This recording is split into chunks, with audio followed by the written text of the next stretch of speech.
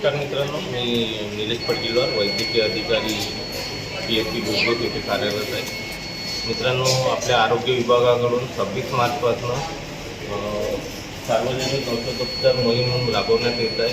त्याच्यात हत्ती रोगाच्या गोळ्या ह्या सर्व जनतेला म्हणजे 2 वर्षाच्या वरती लोकांना देण्यात येत आहेत. तसेच त्यातून 2 वर्षाच्या खालची मुलं आणि प्रेग्नंट लेडीज, गरोदर माता, तसेच जे ओल्ड एज म्हणजे बेड रिडन पेशंट आहे, ज्यांना कॅन्सर वगैरे आहे, अशा पेशंटना वगळून बाकी सर्व लोकांना ते देण्यात येणार आहे. तरी ह्या गोळ्या सेवन करावे.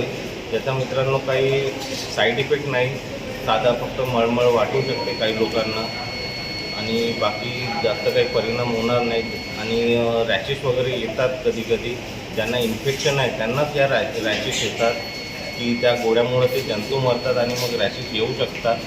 हे सर्वांना होत नाही, एकाच दुसरा राहू शकते. तरी ह्या गोळ्याचे सेवन सर्वांनी करावे अशी आरोग्य विभागाकडून PSC गुजरातकडून सर्व जनतेला आवाहन आहे.